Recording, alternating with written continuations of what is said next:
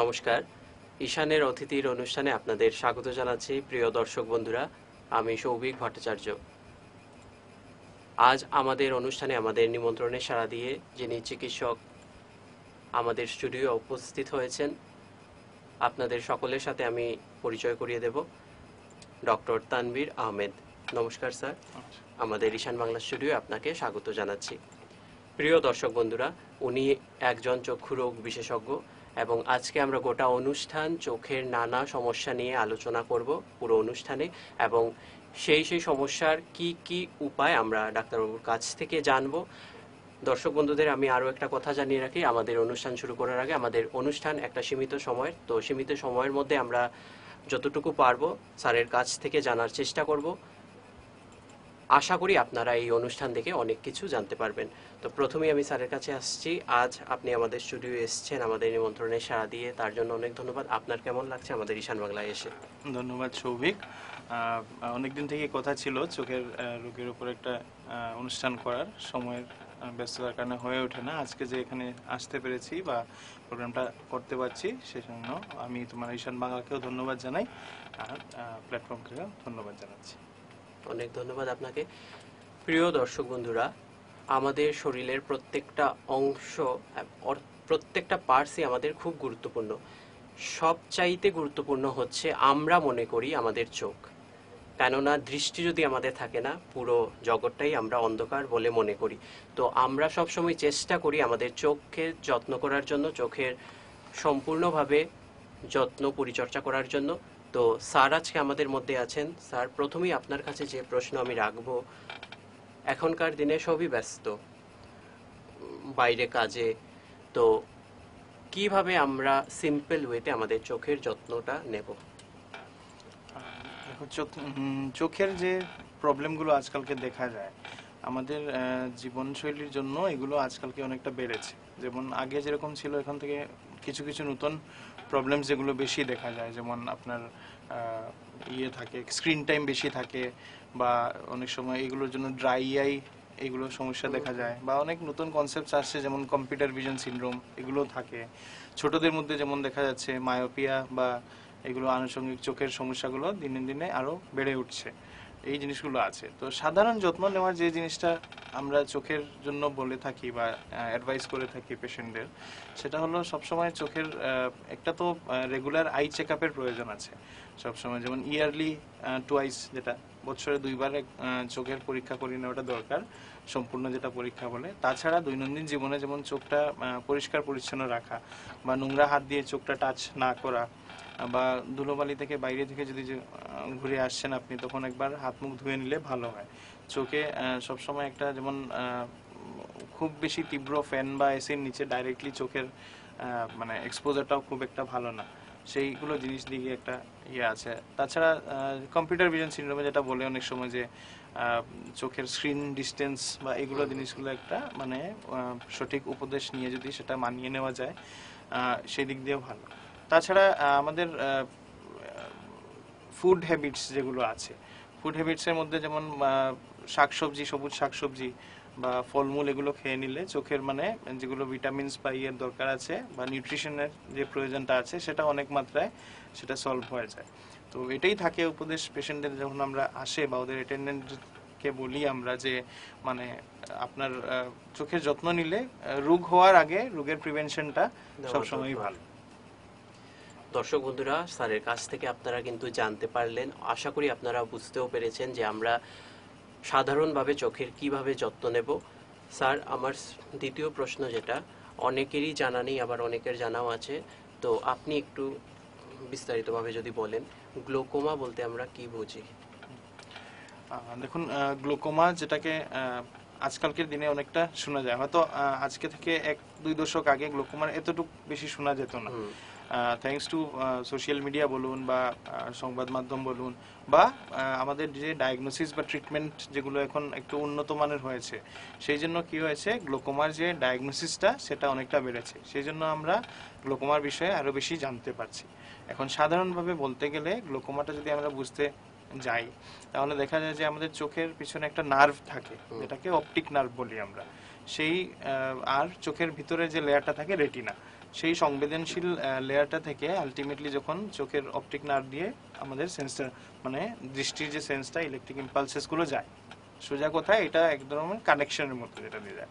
এখন কথা হয় আমাদের শরীরে যেরকম ব্লাড প্রেশার থাকে চোখের মধ্যেও চোখের প্রেশার থাকে, সেটাকে আমরা ইন্ট্রাঅকুলার প্রেশার বলি। সেই ইন্ট্রাঅকুলার প্রেশারটা যদি কোনো কারণে বেড়ে যায় তো সেই ক্ষেত্রে দেখা যায় যে ওই পিছনের যে নার্ভটা আছে অপটিক নার্ভটা সেই প্রেশারের কারণে সেই নার্ভের মধ্যে অনেকগুলো ড্যামেজ দেখা যায়। এখন গ্লোকোমাটাকে বলা হয় মানে সাইলেন্ট কিলার অফ সাইট। হ্যাঁ, মানে কেন বলা হয় যে দেখা গেছে যে ওই নার্ভটা যখন ড্যামেজ হচ্ছে আমাদের, ওই ড্যামেজ হতে হতে তারপরে যখন গিয়ে দেখা যায় যে অলমোস্ট 30-50% ড্যামেজ হয়ে গেছে নার্ভের, তখনই গিয়ে আমরা মানে ক্লিনিক্যাল সিমটমসগুলো পেশেন্ট ফিল করতে পারে। সেই জন্য আমরা বলি যে এই যে 6 মাসে একবার চোখের কম্প্রিহেন্সিভ চেকআপটা করিয়ে নেওয়া দরকার, কারণ গ্লোকোমা সিমটমসগুলো তখনই আসে যখন 30-50% the optic nerve is already damaged. ঠিক আছে, তো সেই জন্য রেগুলার চেক আপ করলে গ্লোকোমার, বা যদি অনেক সময় এখন অনেকেই বলতে পারে সবার কি গ্লোকোমা হওয়ার সমান চান্স থাকে নাকি না, যেমন প্রিডিসপোজিং কিছু ফ্যাক্টরস থাকে, অনেকগুলো মানুষ যেটা থাকে, যেমন ফ্যামিলিতে ধরুন কারোর হিস্ট্রি আছে গ্লোকোমার, আপনার প্যারেন্টসের গ্লোকোমা আছে, বা হাই পাওয়ারের চশমা লাগে মায়োপিক পেশেন্ট যাদের, ওদের একটা প্রিডিসপোজিং ফ্যাক্টর থাকে। এই কয়েকগুলো ফ্যাক্টরস আছে, জেনেটিক ফ্যাক্টরস থাকে, বা কারোর কিছু কিছু যেমন ভ্যাগ সিমটমস থাকতে পারে। অনেক সময় দেখা যাচ্ছে রেগুলার আপনার চশমার পাওয়ারটা চেঞ্জ হচ্ছে, কারণ খুঁজে পাওয়া যাচ্ছে না, চশমার পাওয়ার সঠিক থাকা সত্ত্বেও দেখা যায় বিকেল দিকে একটু যাওয়ার পরে মাথাটা ভারী ভারী করছে বা চোখের চারিপাশে, সেগুলো জিনিসগুলো সন্দেহের উদ্রেক করে, গ্লোকোমা থাকতেও পারে। তো ভয় পাওয়ার কিছু নেই, রুটিন চেক আপের মাধ্যমে যদি গ্লোকোমার ট্রিটমেন্টের মেইন স্ট্রিম যেটা বলা হয় যে আর্লি ডায়াগনোসিস, যত তাড়াতাড়ি ধরা যায় রোগটা ততই ভালো চিকিৎসার জন্য। তো চোখের প্রেশার বেড়ে যদি চোখের নার্ভটা ড্যামেজ হচ্ছে, সেটা থেকে যেটা গ্র্যাজুয়ালি যে চোখের আমাদের ড্যামেজটা হচ্ছে বা ভিশনটা কমে আসছে, সেটাকেই সহজ অর্থে আমরা গ্লোকোমা বলতে পারি। আর এখনকার দিনে তো মানে অনেকেরই, খুব বেশি অংশ লোকেরই মানে ডায়াবেটিস আছে, তো ডায়াবেটিস থেকে কি চোখের দৃষ্টির কোনো একটা এফেক্ট পড়তে পারে? হ্যাঁ, যেমন ডায়াবেটিস যে রোগটা আছে বা হাইপারটেনশন, এগুলো আজকালকের যে মডার্ন যুগে দেখা গেছে অনেক বেশি বেড়ে গেছে। ডায়াবেটিসের প্রবলেমটা দেখা যায় যে ডায়াবেটিসের ফলে শরীরের যেগুলো ছোট ছোট ব্লাড ভেসেলস আছে সেগুলোর মধ্যে এফেক্ট হয়। এখন সেই ব্লাড ভেসেলসগুলো আমাদের শরীরের কিছু কিছু অংশে আছে যেগুলো এন্ড ভেসেলস বলি আমরা, সো ওইখানে গিয়ে সেটার এফেক্টটা বেশি পড়ে। যেমন আমাদের কিডনিতে এফেক্ট হতে পারে, আমাদের চোখেও রেটিনার মধ্যে এফেক্ট হতে পারে। কিডনিতে হলে সেটাকে আমরা ডায়াবেটিক নেফ্রোপ্যাথি বলি, আর চোখের মধ্যে যখন হচ্ছে সেটাকে আমরা ডায়াবেটিক রেটিনোপ্যাথি বলি। তাছাড়াও ক্যাটারেক্টের সমস্যা হতে পারে সুগার হাই হওয়ার জন্য। তো রেটিনার মধ্যে যে সমস্যাটা হয় সেটা অনেকটাই বেশি মানে ডেঞ্জারাস চোখের জন্য। কারণ কি হয়, যদি আপনার সুগারটা কন্ট্রোল না থাকে তাহলে রেটিনার যে ব্লাড ভেসেলস আছে সেগুলোর উপর এফেক্ট পড়ে, নার্ভ লেয়ারের উপর এফেক্ট পড়ে।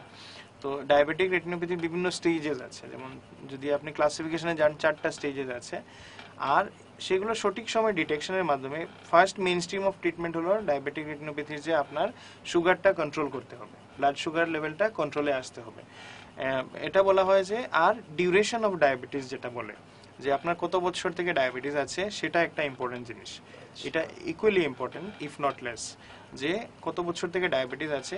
আর রেগুলার আই চেক আপের মাধ্যমে আপনার দেখতে হবে যে কোনো ধরনের ডায়াবেটিসের জন্য আনুষঙ্গিক কোনো চেঞ্জেস রেটিনার মধ্যে আসছে কিনা না। যদি আসে সেই হিসাবে সুগার কন্ট্রোল করে অন্যান্য যেগুলো আপনার আছে ট্রিটমেন্ট আছে সেগুলো শুরু করতে হবে।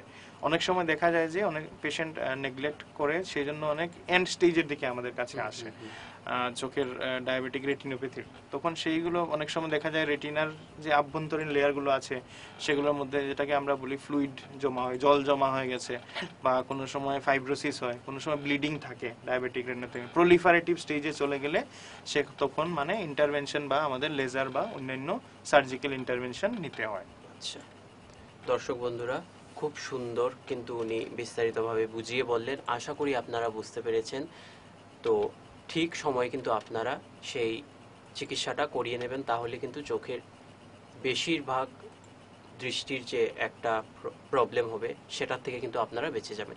স্যার, এখন যেটা প্রশ্ন, এত সময় তো আমরা আলোচনা করলাম, আপনার কাছে একটু আসছি, আপনার পড়াশোনা ব্রন এন্ড ব্রট আপ কি সব শিলচরেই?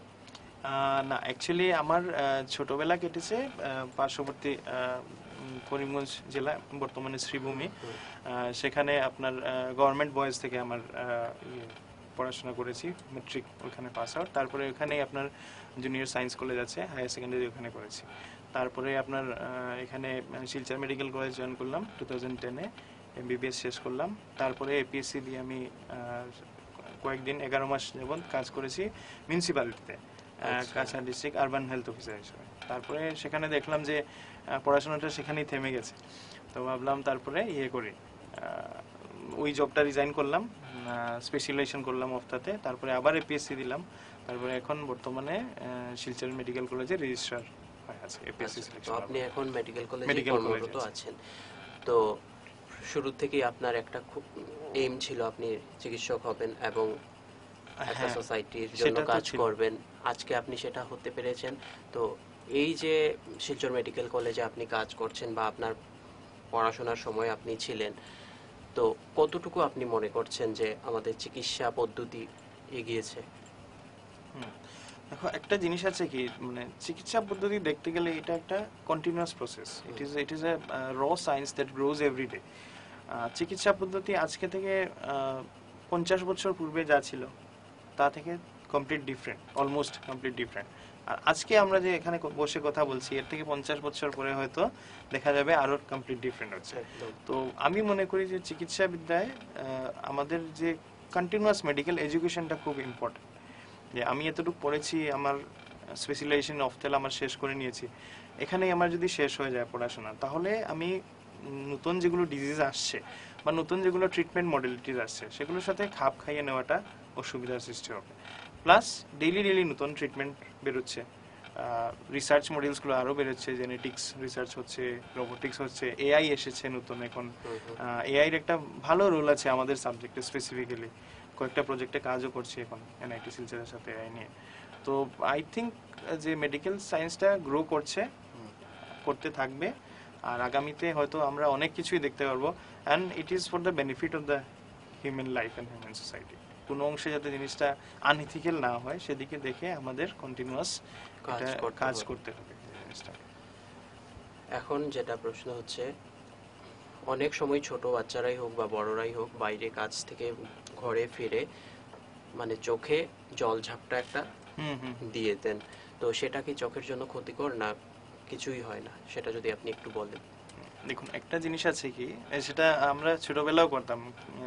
সন্ধ্যাবেলা খেলে টেলে ঘরে আসার পরে মারা বলতো হাত মুখ ধুয়ে নিয়ে পড়তে বসতো, চোখে জল দিতাম। তো এটা ডিপেন্ড করে সিচুয়েশনের উপর। যেমন কি হয়, চোখে জল ঝাপটা দেওয়ার কিছু কিছু ম্যাটার আছে। যেমন জলটা কি জল দিচ্ছি, এক নম্বর কথা। একদম নোংরা যদি জল দিয়ে ঝাপটা দিই, অবভিয়াসলি ইনফেকশনের চান্সেস থাকে। 2 নম্বর কথা হলো যে আপনার ঝাপটা জুড়ে দিতে গিয়ে যদি চোখে কোনো চোট লাগে, সেটাও একটা ব্যাপার। বা অনেক সময় থাকে যেমন হাই ক্লোরিনেটেড ওয়াটার থাকে কোনো জায়গাতে, বা জলের কোয়ালিটিটাও একটা ম্যাটার করে। আদারওয়াইজ চোখে জলের দেওয়ার কনসেপ্ট সেটা হলো অনেক সময় যে ড্রাইনেস থাকে বা ময়লা টলা যায়, সেটা ইট is A part of ocular hygiene. If everything we are considering ideal, যে মনে করি যে জলটা পরিষ্কার আছে বা খুব নোংরা জল দিয়ে ধরছি না বা খুব জোরে ঝাপটা দিচ্ছি না, তো চোখটা ক্লিন করে নেওয়াটা ইট ইজ এ হেলদি প্র্যাকটিস আমি মনে করি। তো চোখে জলের ঝাপটা দিলে ড্রাইনেসটাও গেল, ময়লা টলা যদি খেলাধুলা করে আসলাম ঘরে ধুলোবালি থাকলো সেটাও বের হয়ে গেল। ইট ইজ এ গুড প্র্যাকটিস, চোখটা ধোয়াটা ভালো কথা। কিন্তু অবভিয়াসলি যদি কোনো কারণে দেখা যাচ্ছে যে আপনার বারবার এরকম চোখে লাল হচ্ছে বা আপনার বিকাল দিকে বেড়ে যাচ্ছে বা এটা সিমটোমেটিক বেশি হচ্ছে, পেইন হচ্ছে কোনো কারণে, সেটা শুধু চোখে জল দিয়ে সমাধান হবে না। সেটার জন্য আপনাকে পরীক্ষা নিরীক্ষা করিয়ে কি কারণে হচ্ছে সেটা বুঝে নেওয়াটা দরকার। Otherwise it is A part of regular hygiene, চোখটা পরিষ্কার রাখা। Obviously it is a good practice. আচ্ছা স্যার, আরেকটা প্রশ্ন হচ্ছে খুব গুরুত্বপূর্ণ। অনেক মানে ইদানিং বা প্রায় সময় আমরা দেখে থাকি বা আপনারা হয়তো আপনাদের পেশেন্টদেরকেও এরকম হয়তো ফেস করেন, প্রত্যেকটা মানুষের কিন্তু মানে চোখের যেটা আমরা মনি বলি সেটা কিন্তু দুই চোখেরই মানে সেম জায়গায় থাকে না, একটু ডেভিয়েশন থাকে। তো সেটার কি ট্রিটমেন্ট বা সেটা যদি আপনি একটু বিস্তারিতভাবে বলেন, অনেকের আজকে জানা হবে। সবিক, তুমি যেটা বলছো আমার লাগলো এটা ইউ আর আস্কিং অ্যাবাউট মানে স্কুইন্ট বলে যেটাকে, বা আমাদের ভাষায় যেটাকে বলি টেরা চোখ, ঠিক আছে, সেই জিনিসটা। তো স্কুইন্টে যদি কথা বলতে যাই আমরা, সেটা অনেক সময় কি হয়, বিভিন্ন রকমের স্কুইন্ট আছে। আমাদের চোখ যে নড়াচড়া করে বা এটার যে পজিশনটা মেনটেন রাখে, চোখের ডাইনামিক পজিশন যেটা মেনটেন থাকে, সেটা চোখের মধ্যে অনেকগুলো মাসেলস থাকে। অনেকগুলো কারণে স্কুইন্ট হতে পারে। ওই মাসেলসগুলোর প্যারালাইসিস জন্মগতভাবে থাকলে সেটা হতে পারে, বা অনেক সময় দুই চোখের পাওয়ারের মধ্যে যদি আপনার থাকে, ডিসক্রিপেন্সি থাকে, বা দুটোর মধ্যে আলাদা ভাব থাকে, সেই জিনিসটা থেকেও একটা যদি সাপ্রেসড হয়ে যায় বেশি, সেটা থেকেও স্কুইন্ট হতে পারে। আমাদের যে চোখের দৃষ্টি যেটা, সেটা একটা ডেভেলপমেন্টাল প্রসেস, ছোটবেলা থেকে এটা বেড়ে যায়, বা এটা আপনার একটা কনজুগেশন বলে, দুই চোখের যেটা ব্যালেন্সিং যেটা হয়, সেটাতে ডিস্টারবেন্স হলে অনেক সময় দেখা যায় এরকম স্কুইন্ট বা টেরা চোখের সমস্যা দেখা যায়। তো টেরা চোখে দেখা গেছে যদি খুব আর্লি যদি ডিটেকশন হয়, বা অনেক সময় ছোট ছোট ছেলে মেয়েদের বাবা মারা আসে যে লক্ষ্মী টেরা যেটাকে বলে, অনেক সময় দেখা যায় যে আমার বাচ্চাটার চোখটা ডেভিয়েট হচ্ছে, আবার ঠিক হয়ে যাচ্ছে। তো আমাদের বুঝতে হবে যে এই ক্ষেত্রে বাচ্চার দুই চোখের পাওয়ারগুলো ভালো করে পরীক্ষা করে দেখে নিতে হবে। অনেক সময় দেখা যায় খুব আর্লি যদি ডিটেক্ট হয় স্কুইন্টের ক্ষেত্রে, অনেক সময় চশমা যদি রেগুলার ব্যবহার করে পেশেন্ট, তাহলেও দেখা যায় যে অ্যালাইনমেন্টটা ঠিক হয়ে যায়। কিন্তু যদি লেট ডিটেকশন হচ্ছে বা প্যারালাইটিক কোনো কারণে হচ্ছে, যেটাতে মেকানিক্যাল কোনো ইস্যু আছে যেটাতে, সেইগুলো ক্ষেত্রে অনেক সময় শল্য চিকিৎসা বা সার্জারির প্রয়োজন হয়। স্কুইন্টের টেরাচোখের সার্জারি করলে সেটা অনেক ক্ষেত্রেই এটা ভালো হয়ে যায় সম্পূর্ণ, সেটা আবার ঠিক, সেটা কিউরেবল সেই জিনিসটা। তো সেটা যদি কেউ এরকম করাতে চান, সেটা মেডিকেল কলেজে ব্যবস্থা আছে, সেটা গিয়ে মেডিকেল কলেজে করলে করা যায়। আচ্ছা, এটা জানা ছিল না আমারও, এবং আশা করি আমাদের অনেক দর্শকদেরও সেটা জানা ছিল না। আজকে আমরা কিন্তু স্যারের কাছ থেকে জেনে নিলাম, তো আশা করি আপনাদেরও কিন্তু জানা হয়ে গেল। কেউ যদি এরকম করাতে চান অবশ্যই আপনারা করাতে পারবেন।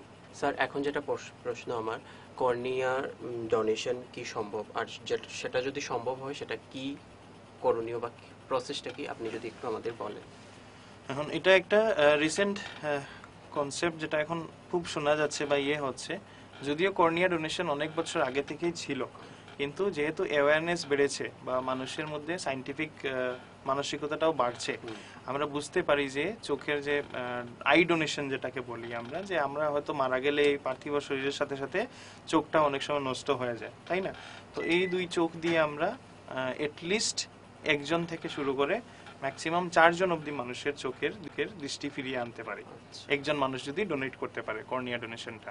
সো এটা নিয়ে অনেক মিথস এন্ড থাকে কর্নিয়া ডোনেশন নিয়ে। যেমন অনেকের থাকে যে আমি যখন চোখ ডোনেশন মানে কি, আপনি প্লেজ করছেন, সাপোজ তুমি আজকে ডোনেট করতে যাচ্ছ চোখটা, ইট ডাজন্ট মিন কি আজকে এসে এই চোখটা নিয়ে যাবে। সেটা হলো তুমি একটা প্লেজ করে রাখলে যে আমি যখন মারা যাব কোনো কজে, সেই সময়টা আমার চোখের যে উপরে স্বচ্ছ পর্দা যেটাকে কর্নিয়া বলি আমরা, সেটাকে সরিয়ে নেওয়ার জন্য। এই ক্ষেত্রে অনেকের একটা ভয় থাকে যে আমার চোখটাকে যদি খুবলে নিয়ে যায়, ডিসফিগারমেন্টের একটা ভয় থাকে যে আমার চেহারা বিগড়ে যাবে নাকি, ডেড বডি হলেও সেই জিনিসটা। তো সেটা কিছু না, এরকম চোখ খুবলে টুবলে কিছু নেওয়া হয় না, জাস্ট চোখের স্বচ্ছ পর্দাটা এস্থেটিক্যালি আমরা যতটুকু চেষ্টা করি সেটা ডোনেট করার পরে আমরা নিয়ে যাই সেই জিনিসটা। এই চোখটা আমরা পরে যেগুলো পেশেন্ট থাকে, ব্লাইন্ডনেসের কজ থাকে, যেমন আপনার কর্নিয়াল কজ অফ ব্লাইন্ডনেস যেগুলো থাকে কর্নিয়া ড্যামেজের জন্য, সেই ক্ষেত্রে পেশেন্টের ইভালুয়েশন করে ওই পেশেন্টের ডোনেটেড আইটাকে আমরা ট্রান্সপ্ল্যান্ট করি। তারপরে দেখা গেছে যে অনেকেরই দৃষ্টি ফিরে আসে। সেটা একটা মহৎ কাজ, সেটা একটা মহৎ দান। অনেক এনজিওসরাও কাজ করছে। আমাদের শিলচর চিকিৎসা মহাবিদ্যালয়েও আই ব্যাংকটা আছে। তো ওইখানে আমাদের পুরো টিম আছে, কর্নিয়া কালেকশনের টিম। তো যখনই আমাদের যারা ডোনার্স থাকে, প্লেজ করা ডোনার্স থাকে, ওনাদের যদি যখন ডেথ হয়, ওনাদের ফ্যামিলি মেম্বার্স ওরা আমাদের কল করে উইদিন 4 to 6 আওয়ার্স, মানে ideally the cornea must be collected. তো আমরা যতটুকু সম্ভব এর ভিতরে as soon as possible, usually দেখা গেছে এরকম হয়েছে ডেথের উইদিন হাফ অ্যান আওয়ার আমরা কর্নিয়া কালেক্ট করেছি। সেই কর্নিয়া ট্রান্সপ্লান্টও হচ্ছে, মানুষ দেখতেও পাচ্ছে। লং ডিউ এটা অনেকদিন থেকেই চলে আসছে, হয়তো এতটুকু আসেনি ব্যাপারটা লোকসম্মুখে, কিন্তু কর্নিয়া ট্রান্সপ্লান্ট শিলচর চিকিৎসা মহাবিদ্যালয়ে হয়, ডক্টররা করছে, আমরাও করছি, results are good. And ultimately মানুষ যেতে যেতে, মানে একটা জিনিস বলা হয় জীবৎকালে রক্তদান আর যাওয়ার সময় নেত্রদান, সেই জিনিসটা অ্যাটলিস্ট করে গেলে একজন মানুষের জীবন দৃষ্টিটা ফিরে পাবে। দর্শক বন্ধুরা, খুব যতগুলো আমি প্রশ্ন রেখেছি স্যার কিন্তু খুব সুন্দর করে সময় নিয়ে বলেছেন। আশা করি আপনারা বুঝতে পেরেছেন, এবং আপনাদের জন্যই এগুলো অনুষ্ঠান আমাদের, যাতে আপনারা ঘরে বসে আমাদের অনুষ্ঠানগুলো দেখে অনেক অজানা তথ্য আপনারা জানতে পারেন। স্যার, আমাদের অনুষ্ঠান একটা সীমিত সময়ের থাকে, আমাদের সময় একদম শেষের পথে।